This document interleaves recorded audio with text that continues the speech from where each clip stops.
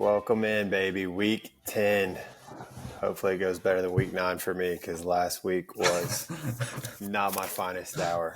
But did call the Brock Bowers, which was a big win for me. Saved a lot of my lineups with 40-something points. So I will take that for sure. But welcome back in. The crew's struggling a little bit. I'm a little down. Gabe's been out sick at work.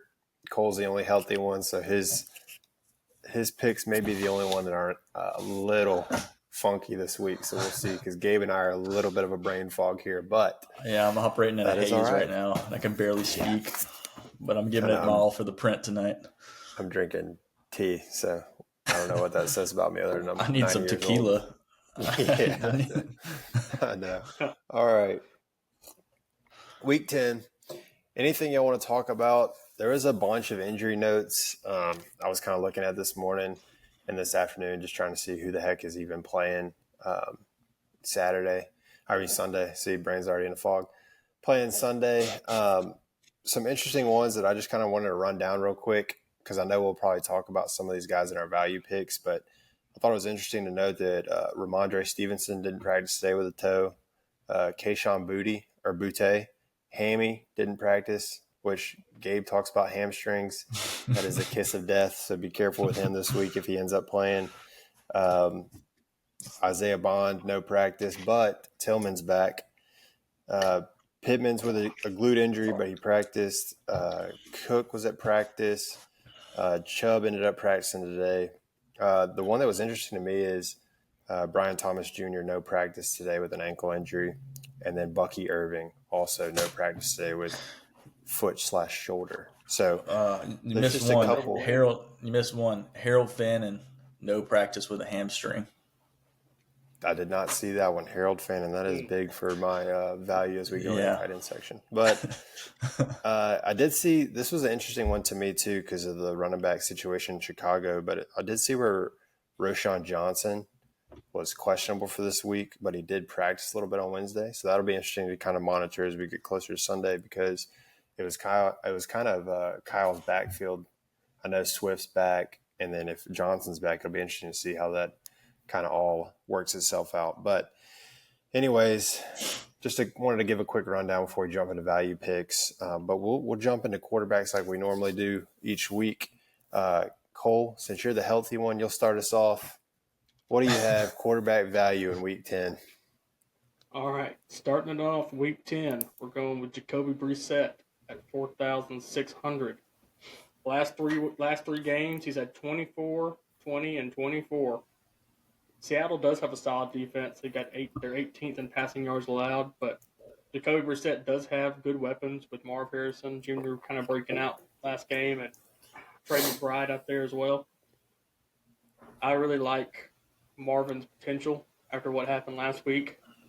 His dad kind of gave a little bit of a complaint to I don't know if it was the coaching staff, to the media, but it was well received. We're playing daddy ball in the NFL now. So maybe that's a positive trend for him. And next guy, I've got Sam Darnold, 5,800, obviously on the flip side against Arizona. I think that the trade deadline acquisitions they've made kind of boost confidence with Sam Darnold. Raheem Shahi is going to be familiar with the offense. Clint Kubiak was his offensive coordinator last year with the Saints. So that's something you can keep an eye on in case you're worried about him possibly knowing the offense. He might be already familiar with it, and he might be a plug-and-play this week.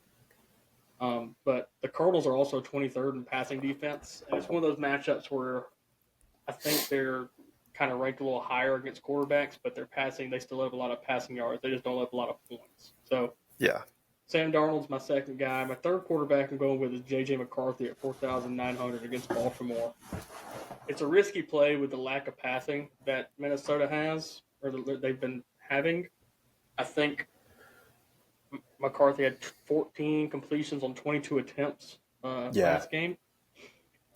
And so touchdown dependent, basically. But he's got Justin Jefferson, Jordan Addison, and I think did T.J. Hockenson end up getting traded at the deadline? I saw it may have been a troll, but no, I think he's still there. It's a troll. Yeah, he's still there. So he's still there. So he's another weapon they have. And Baltimore's passing defense is 28th in yards allowed, 27th in points allowed, and 27th in total yards. So vulnerable. The opportunities there. J.J. McCarthy can use his legs a little bit too. He's sneaky athletic, as all commentators like to say about white quarterbacks that can run a little bit. So we're going with the sneaky athleticism this week with J.J. McCarthy at a cheap price. Yeah, I think he's had 2 rushing touchdowns this season already, and he's only played, I guess this was full game number 3, but he's participated in 4 games. So 2 out of 4 games, he scored a touchdown. Okay, what you got? So, first guy I'm going to start off with, and sorry, I apologize to everybody if my voice sounds terrible and I'm super nasally. Jared Goff at 5,900 going up against the Washington Commanders. He's had two games this year over 20 points, but every other game he's averaging somewhere around 18 points. He's a model of consistency. He hasn't had a dud game. He's had 1 game of 37 points. I think it was the second game this year of the season. Washington's competent. That game's also in Washington. So I feel like with Mariota, Debo, they should be able to move the ball a little bit and keep him in the game, forcing Detroit to have to pass. You got Gibbs at 8,000 salary. It's very expensive. He's coming off a really bad performance. But Jared Goff in that offense, he's been a model of consistency, and he's outscored his projection or been right at it pretty much every week. So I'm kind of surprised in this matchup he's so cheap, below 6,000. And the next guy I have is Jackson Dart. Tell me if this is good or not. He's outscored his projection every single week since he's been the starter at New York. Is that pretty good? It's pretty awesome. Good. It's pretty good. He's got 4 straight games with a rushing touchdown this year. And even with the lack of pass catchers there with my league neighbors, he's still been fantastic. And maybe a little foreshadowing there with the New York pass catchers. But they're going up against Chicago this week, who just got torched by Old Man Flacco for 476 and 4 tutties. So outscores his projection every week, going up against one of the worst passing defenses in the NFL. Seems like a pretty good option. And my last guy, I don't know if I've sniped Britton yet, but Dylan Gabriel, 4,400 going up against the Jets. The cheapest quarterback on the slate is Dylan Gabriel. It's not Davis Mills, which is surprising. Jerry Jeudy is obviously playing. Njoku's playing, and now they got Tillman back, and Judkins is still a good weapon in the backfield. It's a crazy – they traded Quentin Williams, they traded Sauce Gardner. The Jets' defense is probably going to roll out a team full of practice squad players. At 4,400, I expect Dylan Gabriel to throw 1, if not 2 touchdowns, and that's well over the projection he's got. They should be able to move the ball at ease. So frees up a lot of salary, and they should be able to score a lot of points against the Jets. Yep, I like that and that's a lot. My 3. I've got one more, and I'll save it for the end. Yeah, Gabriel's the 2 games where he's outscored his projection, he's thrown 2 touchdown passes. Other games, he's thrown 0 in his start. So hopefully he's on that track to throw 1 to 2. If he does 1 to 2, he's going to be pretty close to where he needs to be. So I do like that pick a lot. He's the cheapest quarterback on the slate, like you said. You already mentioned Jackson Dart. Jackson Dart was one of my favorite plays this week just because of what you said. He's outscored his projection every week. Dart as a starter hasn't scored less than 18.6 fantasy points in a game, which is pretty incredible for a rookie. So I really like that. And then his running ability keeps his floor high, right? I said that correctly, right? Floor high. Yeah, keeps his floor high. Jack that up once this season. Floor high. Yep. He's had 5 rushing touchdowns this season, and he's rushing for 41 yards a game. Just that alone gives you the hope for that low or that high floor, if that makes sense. So I like Jackson Dart a lot at 5,700. He's going to be relatively high ownership based off what I looked at, though. But these other 2 guys that I've got a little bit lower ownership. I've got Davis Mills, less than 1% owned at 4,500 versus Jacksonville, who just got torched by Geno, who's been up and down this season. But the reason I like Davis Mills is at home versus it's a decent matchup, right? And Davis Mills is familiar with the offense. He's been around Houston for quite a while. He's had some starts throughout his career. If you look at Jacksonville against the quarterback, Geno scored 27, Stafford 27, Darnold 20, Mahomes 30, and Brock Purdy 23. So all 5 of those quarterbacks, the last 5 they've played, have scored over 20 points. All he needs to get is 13 to be a value play. So give me Davis Mills, throw me 1 touchdown pass, baby, and we'll be good to go. But like I said, that's one of my favorite plays this week at 4,500. Another guy I really like is Drake May at 6,400. I don't know if y'all been.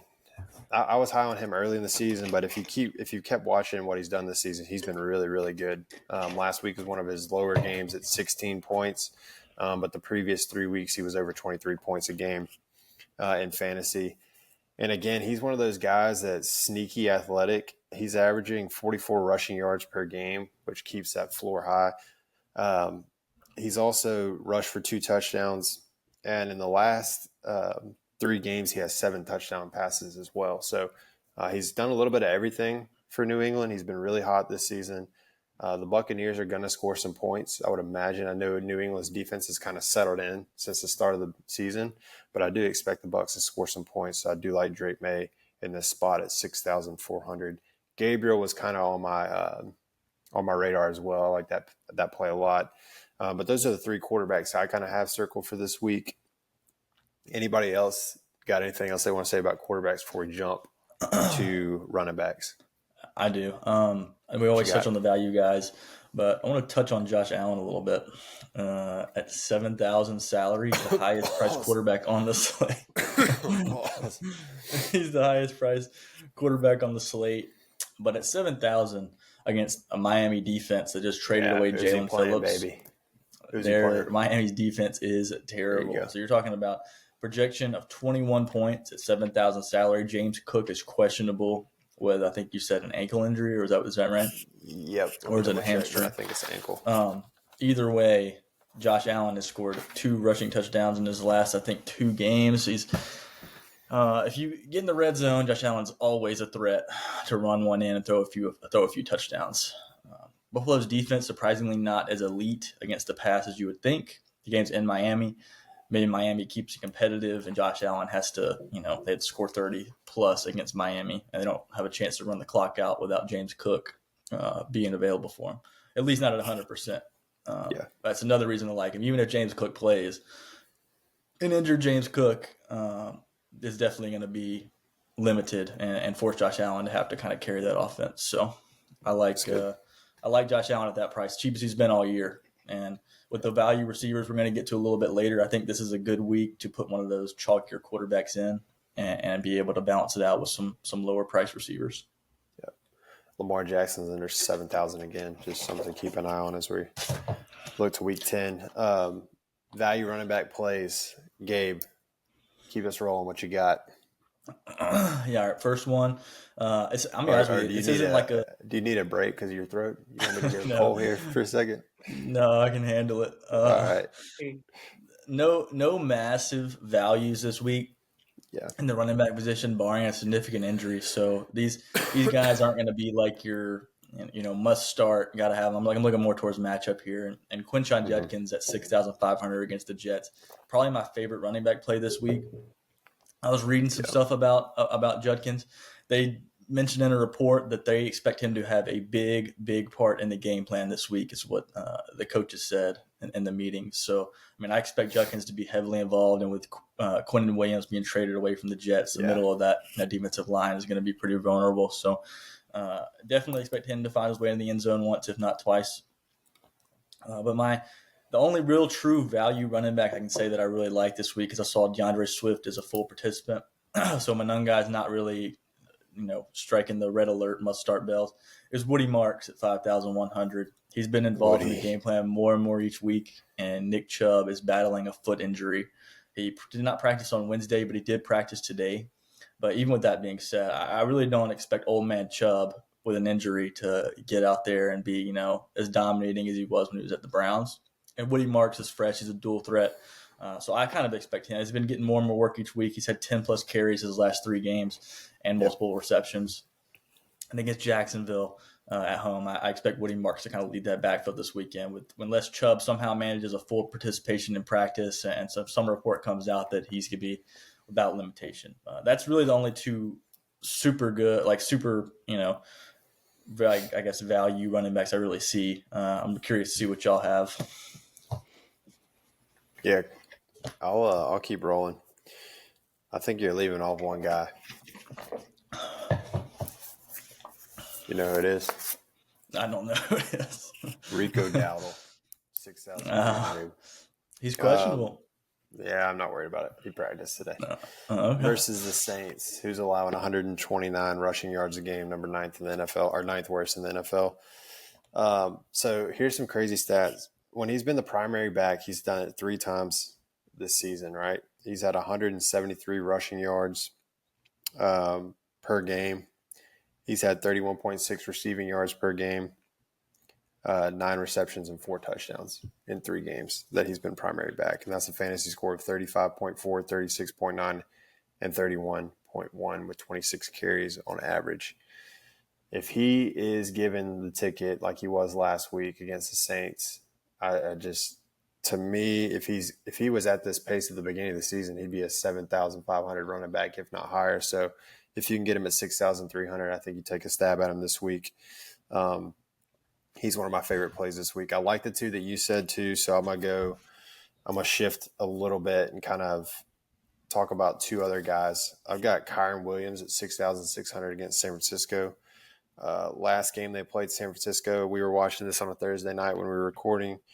He had 8 receptions, 66 yards, and 2 touchdowns. He also had 65 yards on the ground, which was 32.1 fantasy points. Interesting stat. I did some deep dive, some deep digging, some deep dives, whatever you want to call it. San Francisco allows the 3rd most receptions to the running back position at 5.33 per game. Kyron Williams is kind of one of those dual threat running backs you get. And San Francisco is also tied 7th worst in running back touchdown percentage per game. They basically average, like if you did it per game, they're letting up a 3rd receiving touchdown to the running back position. So if you like what he did last time, you might want to take a pick with him and just see what happens, see if you can continue that trend against San Francisco in the passing game. And then kind of my deep cut, so to speak, is Amari DeMercado at 4,500 against Seattle. He had more rushing attempts last week than Knight. He also had his highest snap count of the season. He had 14 rushes for 79 yards. I watched most of that game, and if you were watching the game, you could kind of tell he had the more explosive plays. He looked to be the more competent back. I'd be interested to see, like I said, this is a deep cut. You got to take this chance if you're willing to lose. He just looks better. I think that there's more opportunities there. Seahawks are allowing the 2nd highest reception count to running backs this season at 6 per game. So if he can get involved in the pass game at all, I think last game he only had 1 reception, but if he can get involved in the pass game at all, I think there's an opportunity for him to be a sneaky value play against the Seahawks. And the Seahawks also allow 0.25 touchdowns through the air to running back position a game. So like I said, it's a risky play just because they're splitting carries with Knight, and Knight's going to be the primary back at the goal line, it looks like, just kind of the trend that you've seen the last couple of weeks. But if you watched it, he just looked like the more explosive back. So it'd be interesting to see how that shakes out this week if he gets more carries than Knight again. But just kind of a deep cut I like for the running back position this week. Cole, what you got? Well, guys, I'm not going to lie to you. You got both of y'all are sick. I'm pretty tired. I zoned out for a little bit of that, and I was staring directly at the screen. No, it was my fault. I was staring directly at the screen. So if I made eye contact with the viewers the whole time he was talking and it came to me, I'm sorry. I apologize. Not really. Anyways, my first running back is Rico Dowdle at 6,300 versus the Saints. He's averaging 22.1 at home, and I think he's taking control of the running back 1 spot away from Chuba Hubbard.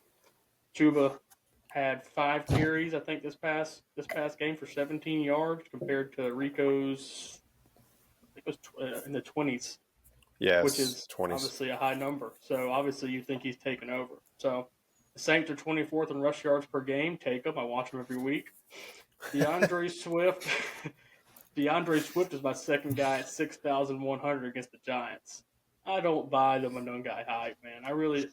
He was great. He was good. He had 25, but DeAndre Swift's been great the whole year. You know, he's another one of those guys that gets all the volume touches too, and some of his worst days are like 16 points. So I don't expect DeAndre Swift to drop in the depth chart coming off this injury. I think he's more talented than Monungai, but I mean, it is a risk. There is always a risk. Some bold takes. There is always a risk with these, possibly losing carries and things like that. But New York's 31st against running backs and they're 31st against the rush. So yeah, Ben Johnson said he expects Monungai to be, more heavily used now after last game, showing he could handle a bigger workload. I'm expecting a near half split between those two this week. I'm scared. I'm petrified, actually. Yeah. I will say this. If you look at their offensive snap counts, it's been pretty close to 50-50 anyways. So I think – not to poop on your parade, but I'm scared. No, I mean, it scares me, but I do kind of agree with you, Cole. Like, if they feature Swift the way they've been featuring him and they run the plays they've been running for him, I think there's still a low floor for him – or high floor for him, sorry. So I'm not going to poop on your parade right here and rain on your parade, but you keep rolling, brother. Don't listen to Gabe. Keep rolling. Keep rolling. My last guy, and Britain may disagree with it. I'm going to add a little emphasis to this. Travion Henderson, baby. At 5,600 against Tampa Bay. With Ramondre possibly out this week. He got Vulture a touchdown last week. I think there's payback coming. I think Vrabel's going to give him one, maybe two for that, because there's also rumors going around that Vrabel doesn't like him for some reason. So I think they're going to try and put those rumors to bed. The run defense is solid. They are 7th against the run, but scared money don't make no money, and sometimes those matchups don't really matter. So his pass catching keeps his floor pretty high. Yep. I mean, they said it I was reading about it today that they got that Terrell, the backup, whatever his name is, Jennings. He's more of a between the tackles, he's not really going to be out there third down pass catching, and they said Travion's more of the playmaker with pass catching dual threats. So, I mean, I think Travion's a great pick. I like it a lot. Yep. So, I mean, those are my 3 guys that I've got. I'm expecting all of them to go off, obviously, because I picked them. We'll see. I will say, for you to make a pick like Swift, you totally redeemed yourself, in the words of Dumb and Dumber, with the Travion Henderson pick. I love it, baby. I've got one of the most bold wide receiver picks coming up that you guys are probably going to be sick. Should we save it? Save it for the last one? Yeah, we'll let you go last. Yeah, in the order that we go on, I'm the last one anyway for this one. So go ahead, Flo, take it away. You're starting it. Oh, okay. Receivers. Well, I talked about him earlier. Cedric Tillman's back, 3,500 against the New York Jets, who just traded away Sauce Gardner. I think if you look at the Browns, they're so desperate for any kind of receiving help they can get. I really like Cedric Tillman in the matchup. Also, another reason I like him is if Fannon's out with a hammy, another person out to take away targets from him. So I do like Cedric Tillman at 3,500. And before the injury, just something to think about. His snap count was at 88, 95, and 74% of snaps. So he's a high snap guy. I like Cedric Tillman. His ownership is 2.99% for this week projected. So I do like that play. He's a deeper cut at 3,500. But I think if you were paying attention to what Gabe's been saying from the very start of the season, is that Cedric Tillman is one of his favorite plays of the season, and he talked about it on the TikTok channel. So if you haven't subscribed to the TikTok channel, shameless plug, subscribe. My number 2 receiver is Parker Washington at 4,700. With Brian Thomas not practicing on Thursday today, that makes me a little bit nervous. I know that De'Ami Brown's also in concussion protocol. I did say that he was a limited participant today, so be interesting to monitor to see what happens to him. Travis Hunter's on IR. Brenton Strange, IR. There's not a lot of pass catchers left. They did just trade for Jacoby Myers. It'll be interesting to see their kind of how they use him, what his role is going to be, how much he's involved in week 1 coming off the trade. Parker Washington is the guy that's been there, so I'm going to roll with that safer pick with Parker Washington at 4,700. Last 2 weeks, he's had 10 targets, 9 targets, so target shares going up.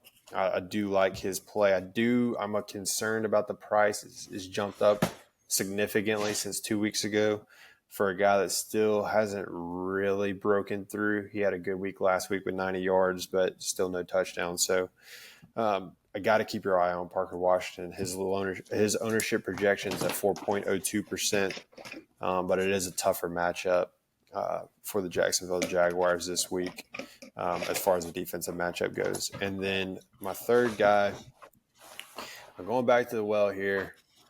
Give me JMO at 4,900. If you're looking at, yeah, that's tough. I know, but if you're looking at Jared Goff in a potential stack, maybe a low ownership with JMO at 6% could be the route to separate your lineup instead of going to Amon-Ra St. Brown, who's at freaking 8,400 this week. So a little bit cheaper route that you can take against Washington, who's 28th to receivers in fantasy football. Last 3 weeks, he's at 15.74% first read target shares, which is jumping up. It's starting to improve. He's still behind Amon-Ra, obviously, and he's still behind Laporta, who we'll talk about later. I'm sure somebody's got him in the tight end value. But last 3 weeks, he's had 18.6, 0, and 16.6. So yeah, he's booming. He's an up and down kind of player. So you got to be careful with him. But he has had 2 touchdowns in the last 3 weeks, which is great because the first half of the season, I don't think he had one. So I definitely like JMO as a contrary play. But JMO's either boom or bust. So, you got to be willing to lose and roll the dice on him. So those are the 3 I have circled this week. Gabe, what you got? Dude, I have so many receivers. I really like this slate a lot. I'm going to name a few. I'm going to name my top 3, see who Cole gives, and if he doesn't mention the other guys, then you can circle back to me. Come back to him for sure, yeah. Cue the music up, Cole. Deebo Samuel, 5,600 this week versus Detroit. McLaurin is out. He's been battling a heel injury, but he hasn't had any setbacks. He hasn't been limited to practice at all this week. Starting out the season, he had 22, 17, 20, and 24 fantasy points in 4 out of the first 5 weeks. And since he's had that heel injury, he's been below 10. If he can shake that heel injury this week against the Detroit Lions, who don't have really a lockdown corner at all, I think Deebo Samuel would be a good play with Marcus Mariota. And they'll be competent and they'll have to pass the ball to keep track with Detroit, with how good their offense is and how bad Washington's defense is. So I really like Deebo Samuel in that spot. And then Wan'Dale Robinson at 5,300. He's had 10 or more targets in 2 of the last 3 games, and he's had 6 catches or more in 6 of his the first 9 games of this season. And with Jackson Dart playing as well as he is, and Wan'Dale Robinson being really his only true consistent playmaker on that team that's still healthy, I really like Wan'Dale Robinson, and I'm struggling, boys. I'm trying hard. I know. And then my last guy, not really a super good value, but it is kind of crazy to me that he's at this price right against Jacksonville, and that's Nico Collins at 6,700. It's the cheapest he's been all season. Big play threat. Jacksonville's 27th versus wide receivers. Davis Mills. One thing I think about when a backup quarterback is starting is the one thing he wants to do is find his best player on offense and get him the ball. I mean, there's nothing that's going to make it for him more comfortable as just throwing a Nico Collins versus Christian Kirk. So, I mean, I expect them to really get the ball to Collins early and often, especially with Chubb nursing that injury and Woody Marks trying to get his feet set there as the future back. So, I really like Nico Collins' price there. But that's all I have, and I'll pass it to one of you two now. Cole, what you got? Well, I think Brittany went first, so I think you're just going to pass it to me. Sorry. He's struggling. This guy is not locked. He's not. Go get you. Me and Britton are in a haze. We already mentioned it. Me and Britton. Our brains aren't here. You're supposed to be carrying us, and you're the one that's like, I wasn't paying attention. Earlier I was dead staring right at the camera like this the whole time. We need you, guy. We need you. Well, my first guy that I've got is Marvin Harrison at 5,300. Mentioned him earlier against Seattle. When your Hall of Fame dad complains, you end up with 22.1 fantasy points with 7 catches, 96 yards, and a touchdown.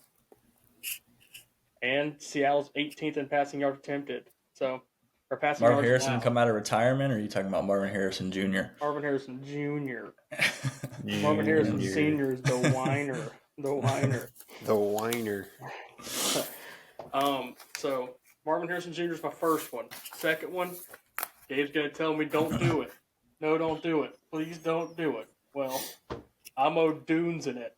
Rome O'Dunes in it. How's it against the Giants? They're going to try and break him out of that slump. He can't have a 0-point performance. They're going to try. He's battling 2 injuries this week, which scares me even more than one. It scares me too. But he's got to break out from that slump he had last week. Giants defense is all around bad. 24th in passing yards allowed, 27th in points allowed. My last guy nobody mentioned because you guys aren't plugged in like I am in New Orleans. Devon Vele at 3,300 against Carolina. He is boosted up to wide receiver 2 with the trade of Raheed Shaheed. So he's talented. He has potential. They traded either it was a 4th and a 5th round or just a 4th round pick for him. So they have expectations for him. He just hasn't played as much. So he's going to get more opportunity this weekend to show what he's got. So he's a very cheap, obviously very low floor, not very high ceiling, but very cheap play, salary saver play if you need to save some money, which is what I'm doing this week. Yeah. I think that I thought about talking about him. I think the thing that scares me is the quarterback situation in New Orleans. It's hard for me to even look at Olave anymore. It's a nightmare in New Orleans. I haven't seen a positive sign out of that team yet this year. Not one. They've got to win. They've got to win, man. Yeah, they do have a win. That's true. They have one. They beat the Giants. They're the only one. It's true. But you know who was the quarterback? Rattler. Yeah, Rattler. Sure. Speaking of that, let's talk about Alvin Kamara a little bit, huh? No. We're not talking about Alvin Kamara. Screw him. Hey, where's the touchy music? Alvin Kamara's name equals no touchy. Just let me know. I traded for him, dude. I traded for him in my work fantasy league. And you want to talk about one of the worst trades ever? I was so mad. I was right after the ACL injury, Miller. I was like, oh, yeah, Kamara's back. I thought I fleeced this guy. I was like, oh, I'll give Stephon Diggs for Alvin Kamara. I was like, oh, he's taking it. What a loser. He's gonna get fleeced. He had 0.7. He had 0.7 more points than me on my couch last week. You could have got 0.7 going to the fridge and go get you a drink, man. Yeah, dude. He basically walked to the fridge and walked back. This guy, I'm not going to spoil my plum pick this week. I'll wait for that segment, but this was interesting. I noticed this. Juwan Jennings at 4,600 has now surpassed Kendrick Bourne and Draftkings salary. Kendrick Bourne is now 4,500. Juwan Jennings scored a touchdown last week. They're going against the Rams. Expect fireworks there. We're going to need to score some points. Juwan Jennings is the best receiver option they have. He should be getting more comfortable after coming back from that hamstring injury. So I do like Juwan Jennings. I think that's a pretty good value there, 4,600. Yeah, I like it. And you didn't mention either of these guys, Britton, and I'm very surprised with Brian Thomas being out, De'Ami Brown or Parker Washington. What are you thinking? I did. I did do Parker Washington. You did? I'll tell you, dude. I'm out. All right, next. No, you're good. I did mention De'Ami Brown, but I said he's dealing with concussion. He was limited. So sorry. No, you're good, dude. We're all battling. I'm battling. Time for everybody's favorite portion of this show, the tight end segment. Everybody loves a good tight ends. Who's leading us off? I got you. Because actually, you start us, Cole. Because we know you love tight ends please. The most. I need a break. Okay. We know you love good tight ends. Yeah, There's nothing better than sitting on my couch and watching a tight end. Dalton Kincaid is my first one at 4,300 against Miami. Miami's 27th against tight ends. I think him and Josh Allen have got a good report. Dalton Kincaid has had he's only been in the league 2 years, but he's having a little bit of a breakout year. He's performing a lot better than he did last year, that's for sure. Shout out to him. Whose fantasy MVP was that last year? Was it Gabe's? I missed it. No, it was Brett. I missed it by a whole year. But I like his potential at 4,300 for some receiving yards. Next guy I got Theo Johnson, 3,800. against Chicago. He's a Dart's been touchdown looking for machine. him, he's been looking for him in the red zone a lot and third downs. They seem to have a pretty good connection. The last guy, and Lord, I'm going to pay for it. I don't even know why I keep doing it, but Jawan Johnson at 3,300 against Carolina. He's had 3 straight double-digit games, and that offensive line is it's just so bad that Tyler Shuck or Spencer Rattler have to get the ball out quick. Hey, maybe even Taysom Hill later on in the future. We don't know. But they're going to get it out quick. Plus, they've lost Shaheed, so I'm expecting more targets for him as well. If Bailey doesn't get him, then I guess Jawan Johnson's going to have to get him. So somebody's going to get him. It ain't going to be Brandon Cooks, I don't think. All I say is it's empty targets. Yeah, like we said last week, you can get targeted all you want to, but they throw it over your head out of bounds. So it doesn't necessarily cut it. But I'm expecting Jawan Johnson to get some more or a heavier workload, a heavier load put on him this week. And those are my 3 tight ends. Wow. I had to stop myself because I was going to say heavier load on his back. I had to stop. Oh, my God. But took a turn, man. At least I stopped, man. That's what it's all about. I stopped. I thought about it, caught myself. So, who's next? You kind of caught yourself. You kind of caught yourself. I'll go to give Gabe some more rest. I've got Dalton Kincaid as well. 2 of the last 3 games, he's gone for 100 receiving yards. Targets are going up. He's got a good rapport with Josh Allen going. And the one game that he didn't have 100 yards was against Carolina, and that game was over in the first quarter. So I like Dalton Kincaid at 4,300 versus Miami, who you said was 27th to the tight end position. Second guy I've got is Dalton Schultz, is 3,600 versus Jacksonville, who's 30th to the tight end position. And Brock Bowers just absolutely torched them. Obviously, Dalton Schultz is not Brock Bowers, but I do like Davis Mills throwing in the ball. I watched his targets this week from Davis Mills. There was a couple first read options there. Last 3 weeks, he's had 21 targets total, which is pretty good for a tight end. Tight end's been up and down all season long. 17 catches and 199 yards. He had 18.8 and 13.7, 2 double-digit performances in 2 of those weeks. So I like Dalton Schultz this week against a good defensive matchup. And then the third guy I've got is Isaiah Likely at 2,900 against Minnesota.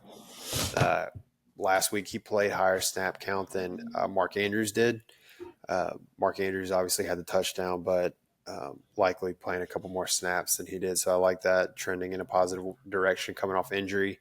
Last week he had 4 targets, 3 catches, and 60 yards, which is 9 points. If he has that performance again, that's 3 times the value at his salary at 2,900, which is right where you want to be. So I like him this week.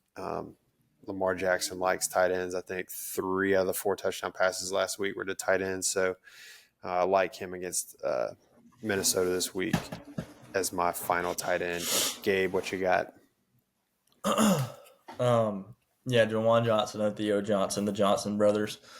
Got both those guys listed here as well. Theo Johnson, 5 touchdowns in 6 weeks. Like Brenton said, touchdown machine.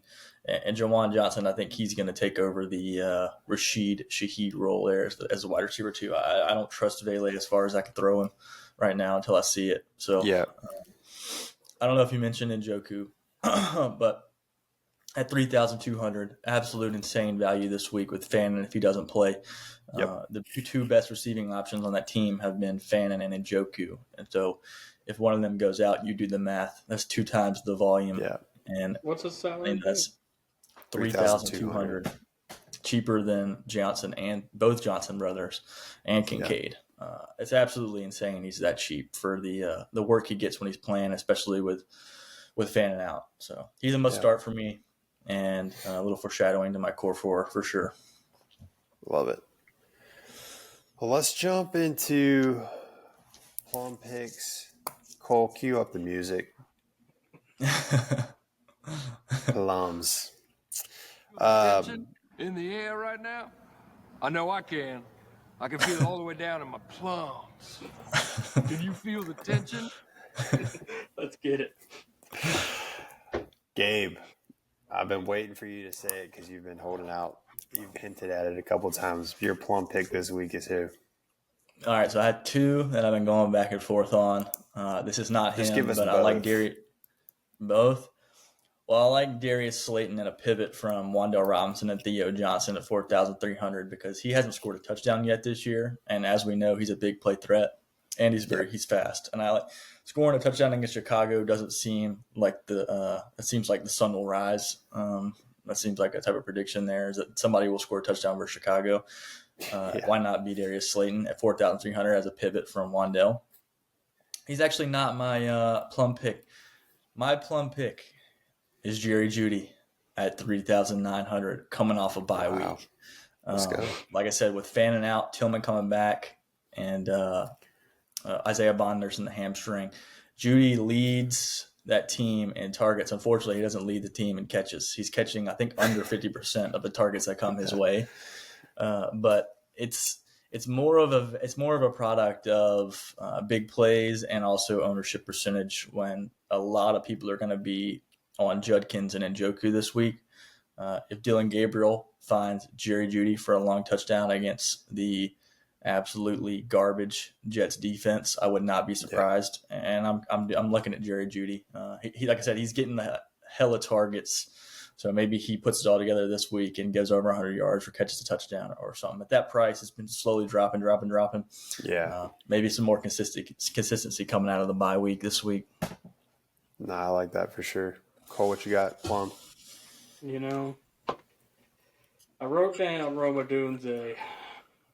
That is not a plum pick. You can X that one off. You didn't let me finish. You finish. This is Sorry. why you can't interrupt me, man. I said I wrote down Roma Dunze. So obviously I wasn't going to just pick Roma. Obviously I had more to the story than Roma Dunze. The fact that you wrote it down is a fundamental issue. Like that's not let me continue. One of the best wide receivers this year has one bad week, and all of a sudden he's a plum pick. All right, sorry. Go ahead. All right. Roma Dunze is not the pick. He was going to be the pick, which is fine. You can mock me for that. He's not the pick. He's not the pick. Slandered Devon Bailey this whole podcast about having no potential and no opportunities. He's gonna have the opportunities. I think, honestly, his ceiling is 7 points. That's all I'm really expecting. His ceiling is 7 points. You just talked me out of him. I know. That's the point. I know. Like I'm expecting 7 points from him. I'm not expecting anything more. If he gives me 7 points, I'm sitting there as a happy man at 1 o'clock getting ready to take my nap on Sundays because I lost. Come on, man. That can't be the plums, dude. You got to get ceiling has to be higher than 7. Okay, Alvin Kamara. You're losing me. You're losing me quick.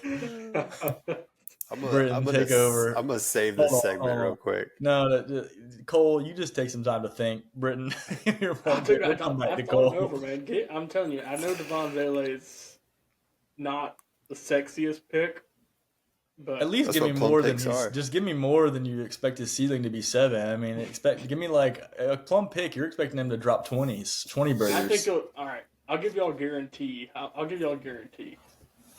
I think he has more than 4 receptions. I think he has a touchdown. Okay, that's plums. That's plums. That's plums. Thank you. All right, that's plums. Yeah, that's plums right there for sure. All right. My plum pick this week. Can't speak. Is give me Davis Mills.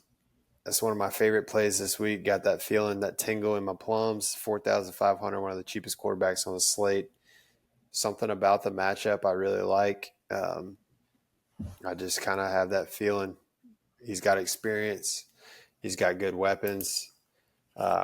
Give me Davis Mills as my plum pick. And I will go out on a limb and say he gets at least 18 fantasy points this week in week 10. So,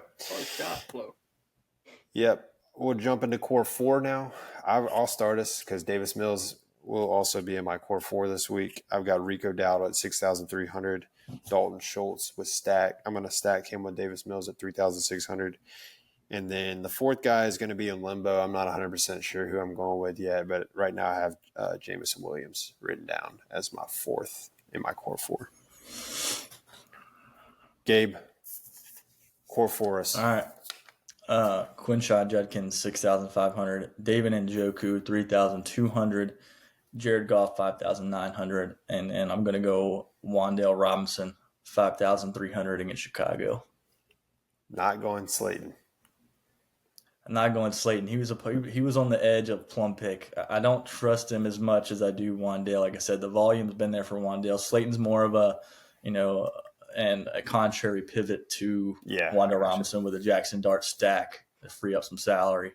I'll definitely have that stack going. I Dart Slayton just in case, but in my most confident lineup, I'll be starting Wan'Dale. The price difference there is only about 1,000 salary for Wan'Dale and Slayton, so I'll take the volume at 1,000 more expensive. Like it. I just don't understand the infatuation with Giants receivers, man. Has any of them gone off this year? I haven't seen a single one have a breakout. I mean, I think Wan'Dale's had a couple, some good games, or at least one good games. Against the Cowboys. It's more of a product of the fact that the Chicago defense just got lit up for 476 passing yards, and I don't care who's going against them. You could put out Marvin Harrison Sr. out there against them, and I'd take him for over 100. Give me 100. Wan'Dale's had 13 or more fantasy points in 3 of his last 4. So he's had a 20, a 15, and a 13, and a 13.6. So he's had some good games, and then he had an 8 before that. So he's producing. I think that was all with Neighbors out, and he had week 2 he had a 31. So with Neighbors in the lineup. Yeah. My core 4, give me Jacoby Brissett. I've got Rico Dowdle. Got Marvin Harrison Jr. and I've got Joanna Man Johnson. Cancel. Looks like Tarzan plays like Jane. Wow. Can't say that. Next. All right, here's the y'all are gonna laugh at this AI optimal lineup. It's interesting. That's a 2 tight end week. Jackson Dart, quarterback 1, 5,700. Achane, 7,400. Dowdle, 6,300. JSN at 8,600. Wan'Dale Robinson, 5,300. Zay Flowers, 5,900. George Kittle, 4,500. The flex is Hunter Henry at 3,500. None of us talked about him. He's kind of been in a slump, it feels like, on Hunter Henry's side. And then defense, special teams, Jags at 2,600. It's interesting. Projected 142.8 points, so it's one of the higher ones we've seen.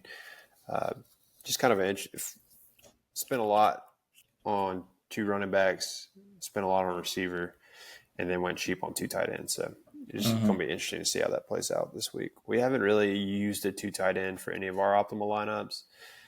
Maybe this is the week, but I'm doubting either one of you has 2 tight ends in a lineup. So with Brock Bowers not on this slate, or I think Trey McBride is on this slate, that'd be the only option if I was going to go in Njoku and McBride. Yeah. That might be the only way I'd go 2 tight ends, but not really feeling it without Brock Bowers, dude. He's such a stud. But anyway, no glazing.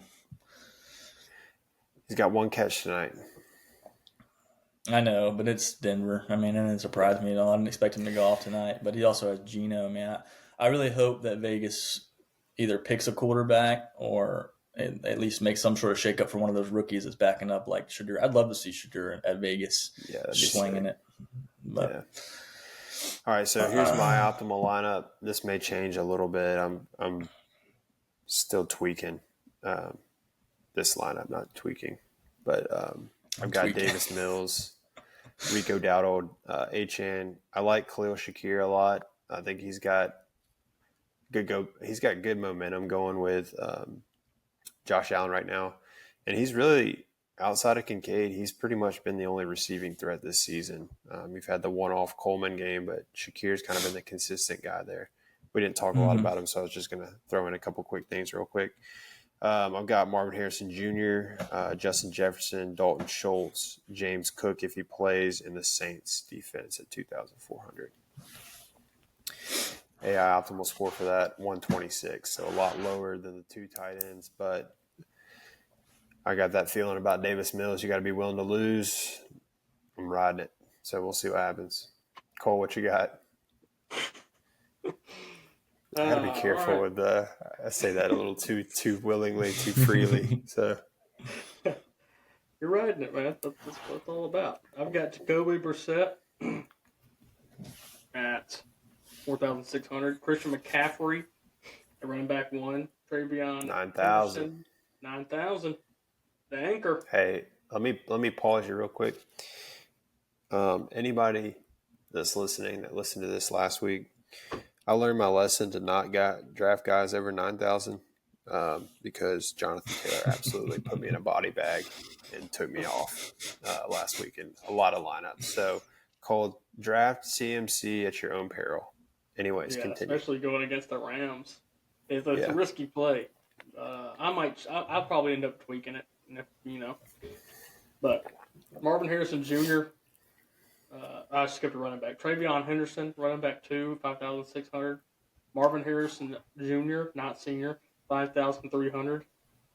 Jackson Smith and Jigba at 8,600. Devon the Goat Vele at 3,300.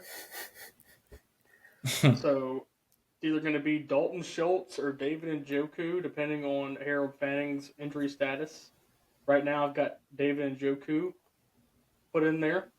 And then at the flex, I've got Jahmyr Gibbs at 8,000. And for the defense, I'm trusting Old Faithful. Give me New Orleans against Carolina, which isn't a terrible play, honestly. Carolina's has the opportunity to lay an egg, honestly. I mean, yeah. Also, I need to change my defensive pick because I do not want to stack the Saints against Rico Dowdle. So I'll fix that later. But if you're listening, never stack a defense against a guy you're playing. So my fault on that hiccup. Like I said, start them anyway. Start whatever defense brings your salary down to $0. That's who you start. It does not matter. The Titans defense had 2 touchdowns last week. I'll leave it at that. The Titans, it does not matter. Let's say Fanning does play and Njoku sits out. I'm substituting Dalton Schultz. You know who I'm starting on defense? I'm going to use the soundboard for this one. The Dolphins. Oh, gosh. Wow. That's terrifying. Yeah, you need to disguise your voice on that pick right there. That's not even the worst one. This is the deepest one. The Dolphins. Oh, gosh. It gets scarier. Oh, man. All right. Gabe, what you got? My lineup, I'm going to start off. I'm going Jared Goff, 5,900. Jahmyr Gibbs, 8,000. Stack with Goff there. Quinshot Judkins, 6,500. Nico Collins, 6,700. Jerry Jeudy, 3,900. Plum pick. Debo Samuel, 5,600. Juwan Johnson, 3,700. Kyron Williams, 6,600 with the Houston Texans defense at 3,100 against Jacksonville. Trevor Lawrence looked absolutely terrible last week against Vegas, and he saved me with 2 rushing touchdowns, but I was pissed because he was one of my core forwards, and he bailed me out with some rushing touchdowns, but Brian Thomas was potentially going to, play better until that ankle injury, but I like the Texans at home versus Jacksonville to get a few turnovers and some sacks with Danielle Hunter and Will Anderson on the edge. But yeah, that's my lineup. No Njoku there as an extra salary, so I could always take Juwan Johnson out if Fannin goes down and really bump up that defense. Yep, I like it. If you made it this far in the podcast, again, Gabe and I are really battling through some under the weather issues, so we apologize. A little bit of a brain fog, but we did it. There's a lot of great values this week. Honestly, I really like a lot of the matchups. Hopefully you guys can kind of dig in and find the guys you like. But I know before we close, Cole got a new soundboard and I'm going to cue him up for the final segment of our show. All right, guys, are we ready? Yeah. Yes. All right. You can't touch this. This is the fantasy blueprint. No touching. Oh, man. Gotta have some fun. We'll go no touchy and we'll close it out. Does anybody have a no touchy for the Week 10 slate?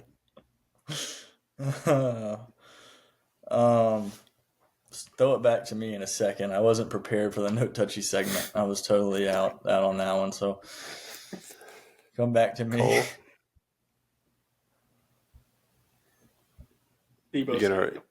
Yeah, I was about to say you're gonna keep it. The trend's got to continue. Not Devo. Yeah, my no touchy this week is I'm gonna go CMC after last week's Jonathan Taylor debacle. I want no part of guys with 9,000 salaries, so I am out on CMC in Week 10. That's funny. No touchy for me. I don't. Oh, I'll tell you who I'd have no touchy on. Anybody affiliated with the New York Jets against Cleveland. Yeah.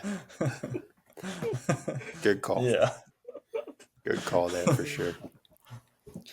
Well, that was an easy one. I don't know why it took me so long to find that one. Yeah. No, that's definitely an easy pick there for no touchy segment. Well, that's it from us. Week 10 coming up. Hopefully you guys can find those picks that you like. Hopefully we gave you a little something to think about this week as you get ready to prepare for your Week 10 lineups. Happy hunting, guys. We'll catch you in Week 11. We're out. See ya.